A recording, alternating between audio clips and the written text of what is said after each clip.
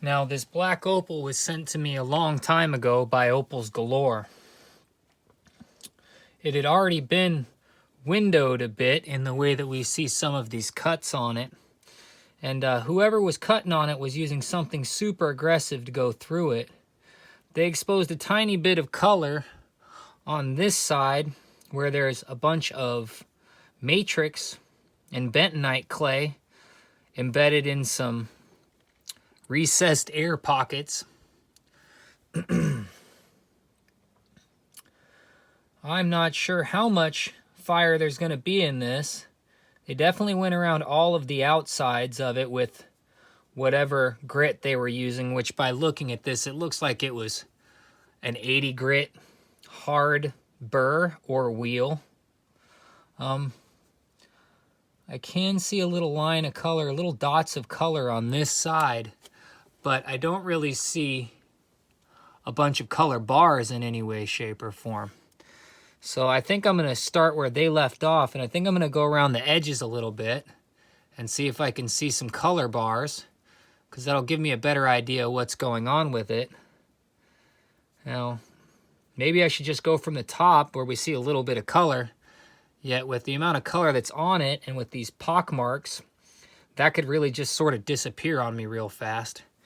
Yet a body tone as dark as this, if it does produce a gemstone, it should be a really nice gemstone, a very valuable gemstone. So let's hope that's what happens.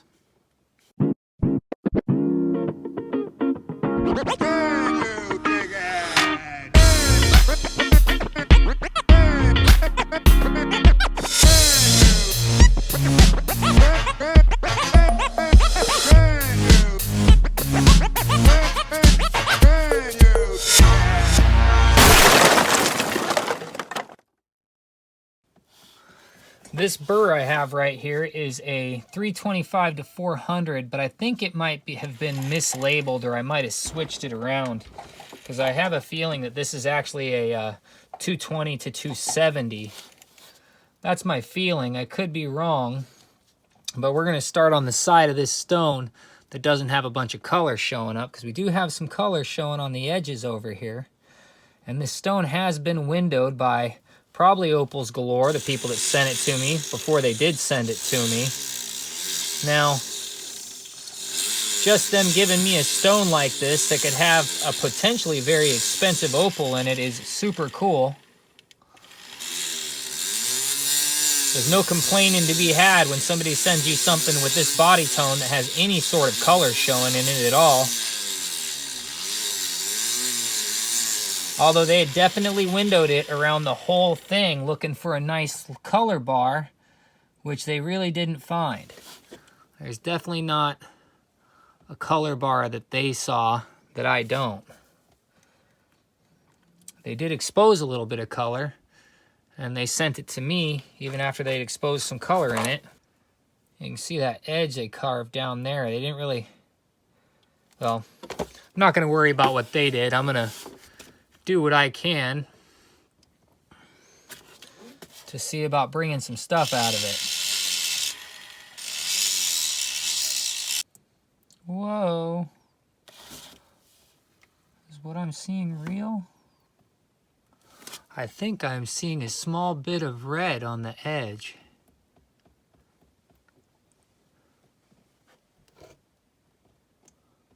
You see that? Is that a little bit of red? Is it real? Well,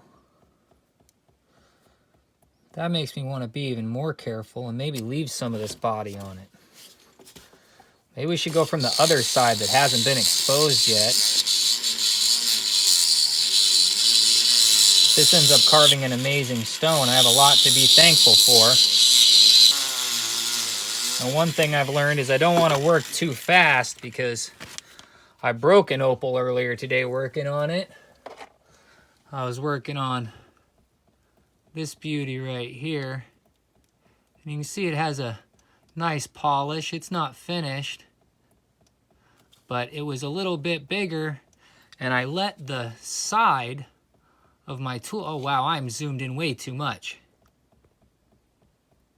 You guys couldn't even see what I was doing. I let the side of my tool hit it, and it snapped a little piece off of it right there, which that really sucked, because as you can tell, I had carved a nice stone out of it. It's still a nice stone. It's just very oddly shaped and not quite finished.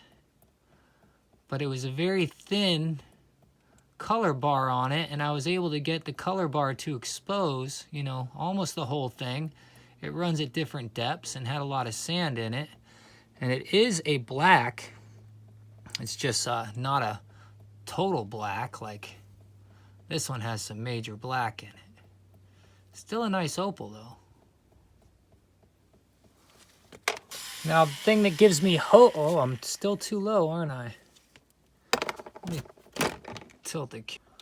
All right, I keep screwing this video up, so hopefully this angle's good and the lighting's good, and hopefully I can quit screwing it up. So the first thing I'm going to do is I'm going to work around the edges of this stone, and I'm going to try and remove some of these 80 grit that has been put in on it. Try and get through some of these areas that have major notches that were made in it by the previous owner.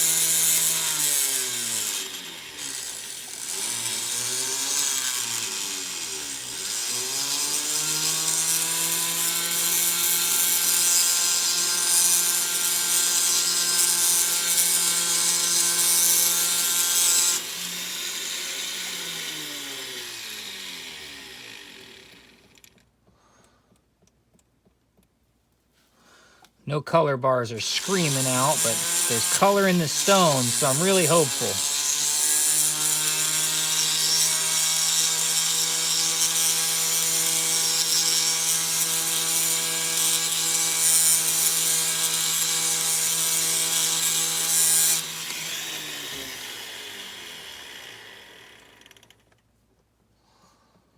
Well, I can tell you what, it doesn't look like an 80 grit was going over that one anymore. Not on that edge, at least. This spot still does, and I don't see any color exposing there yet, so I'm gonna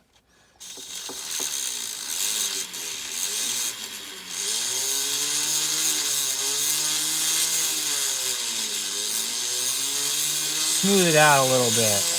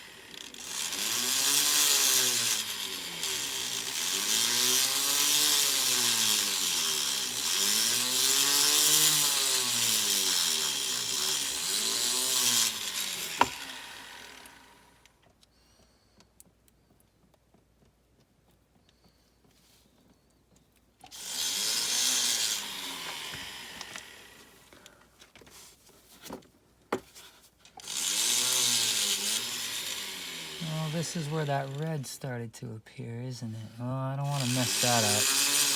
I do want to shape this side a little bit, and then I'm going to start working the top and the bottom.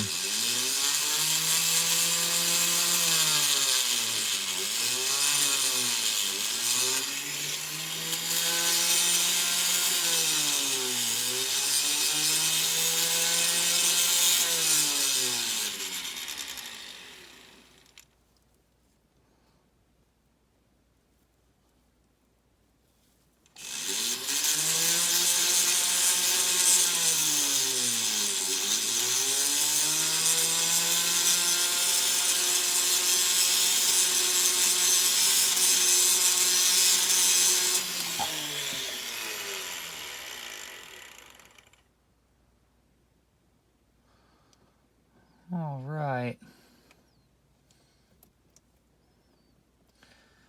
Well, I got some of that 80 grit grinding that was done on it off. And I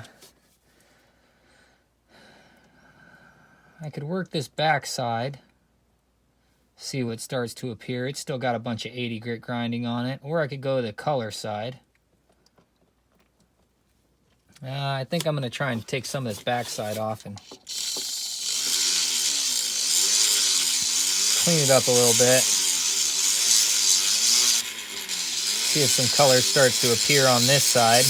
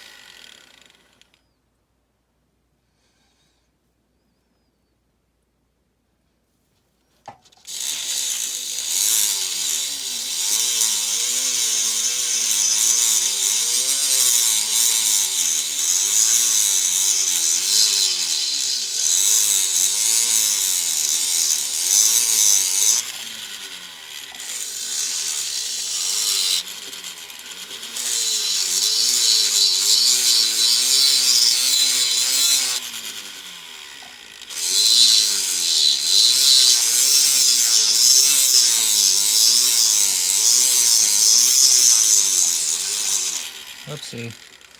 Got into it a little bit with the edge.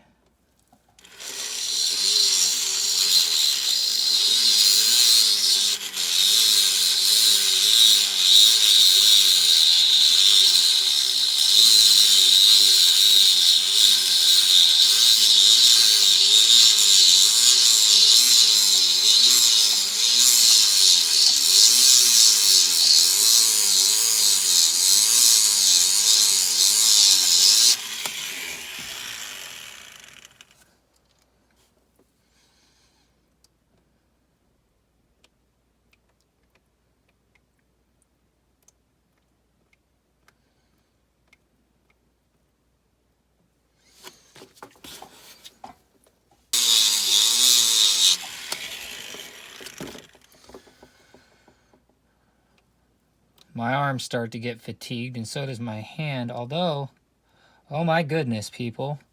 I see a color bar. I see a point of a color bar. Can you see it? Right above where my thumb is. Maybe I need to move the light a little bit closer. Can you see that? That's a color bar. That's at least some flecks of color. If it's not a color bar, that is a really good sign, and it's red too. It's red, it's red, it's red. That's red. Can you see it as good as I can? Can you see that little bit? Woohoo! We might be into something amazing here, folks. We might be into something amazing here.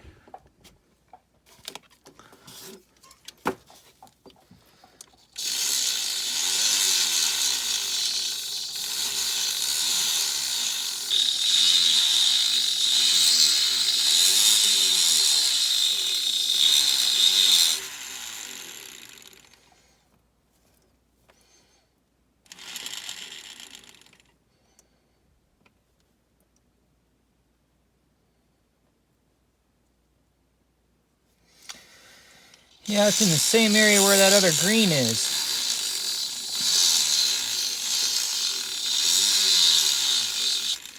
Tell you what, the point on this thing is starting to worry me a little bit though, so I'm gonna swap this out.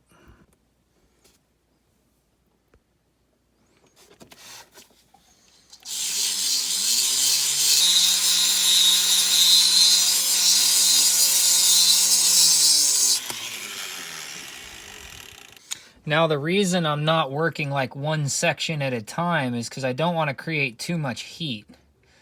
And this stone is definitely in, you know, different layers of color. Like it's looks like it was poured and then stirred. So, but yeah, the reason I'm working it the way I am is because I don't want too much heat to acquire in one area and end up breaking the stone. That heat transfer will snap opals.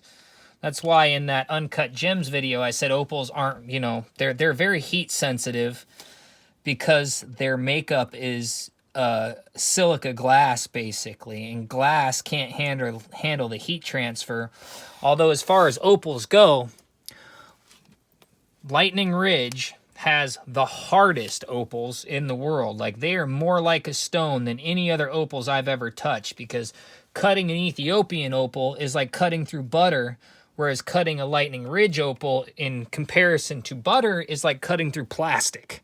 But that's just in comparison to, you know, saying the other ones are like butter. It's definitely more like a stone than other locales of opals.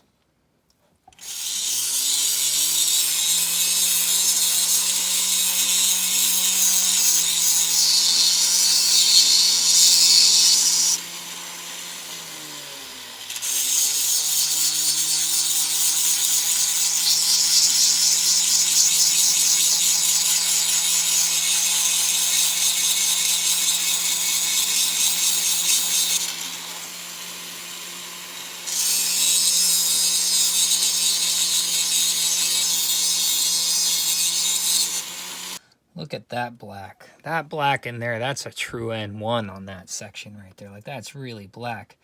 But it starts there and it sort of dips up, and just a little portion of it does that on this piece. This stone itself has like the full range of Australian opal potch colors in it,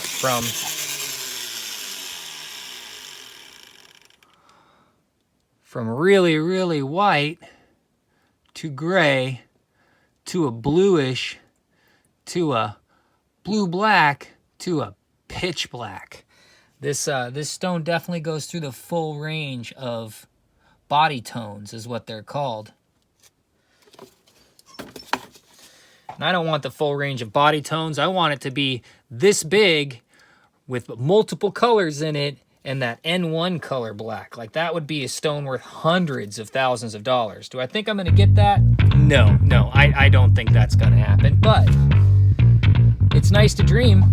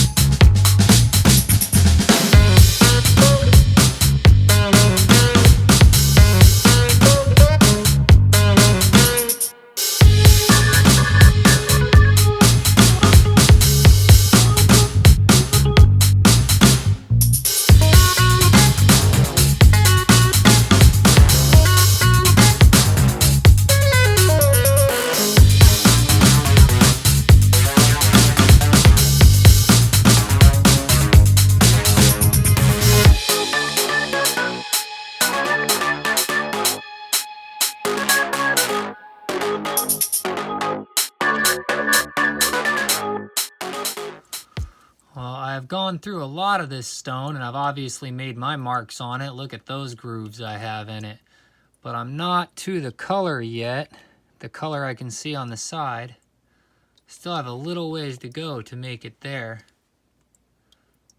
You can see it just winking a little bit through that thin layer covering it, and it's only one little spot. So who knows if it's even going to keep going, but I have some faith. but I have cut through a fair amount of the potch. Yet, if this stone is going to have a big colorful stone on it, I do sort of want that, I think that's an N2 backing on it. Yet at the same time, I don't want to risk the color that's on the other side. You can see that blue right there and that green. That blue popped through when my burr wrapped around the stone. So there's definitely color on this side. And there's definitely a little window right there showing that there's the possibility for more color to be in on this side. And I would rather have a two-sided stone than a stone that I cut through the good color on one side that's at least going to give me a bit of a stone and end up wasting it if there's not any more in the center. So that's why I'm going through this really thick back. But I have faith. I have faith this stone is going to be much better than anybody expected. That's for sure.